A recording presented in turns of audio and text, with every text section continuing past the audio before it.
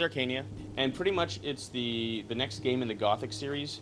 One of the things that we've worked on really hard is to make sure that if you're a Gothic fan, you're going to recognize the game because it is the next one in the series. But because Gothic hasn't been so popular in North America, we wanted to make sure that if you're not a fan or if you haven't played it before, it's fresh for you as well. So pretty much what we've done is we've got an action RPG here, lots and lots and lots of quests. We're looking at somewhere between 30 hours of gameplay and up to 50 and 80 if you're really hardcore and you have to get everything. We're looking at the PC, the 360, and the PS3. So one of the cool things that we've got here, you can actually see that the lights shining through all the trees and stuff like that, and the rain coming down. You can actually see that there is rain moving downhill because we've actually got it set up dynamically, so it's a texture that's affected by physics. What's cool about that is as you're going through the game, if it rains and you're in the right area, you're actually going to see puddles start to form on the ground and stuff. So it's really sort of interesting, and it never happens the same way twice. Something else that's cool is in the Gothic series, NPCs actually react to the time of day and everything else, and the weather. So what we've done is we're going to give you spells where you can control them. So if you don't feel like attacking someone, that was a nice long jump there. Obviously in the final game that would kill you, but we've got E3 privileges.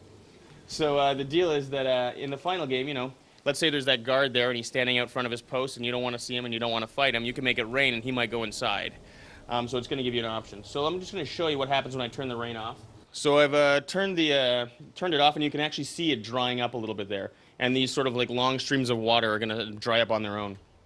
Okay, cool. So let's actually see the world. So the world itself is comprised of 3 islands. The one that we're on right now is sort of the big main island. It's about 85% of the game.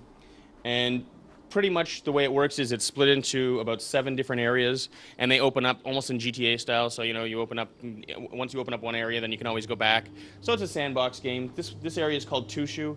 It's a bit of a swamp. You can actually see the haze if you look out on the swamp water there. And if we look up, you can see where we just were. We were up in this giant tree. This is actually the Mages Guild in this game, and I guess the mages have the abilities to mess with nature. And the other kinds of places that you're going to see medieval castles, towns, cities, all that sort of stuff. The developer's actually German, and one of the advantages they have is they actually know what medieval castles look like because they're there. And as a result, you can see everything. So each of those different areas actually have their own culture, and you'll actually be able to see them in the arms and armor. So if I turn around for a second here, you can see the front of my shield has a very distinct pattern on it. Every area you go to is going to have very distinct patterns and things like that. So for instance, you start off in a little fishing village, and if you get weapons from there, they've actually got sort of fish motifs, almost like Celtic scroll work and stuff. So there's a lot of attention to detail, so if you're interested in looking at that, it's there.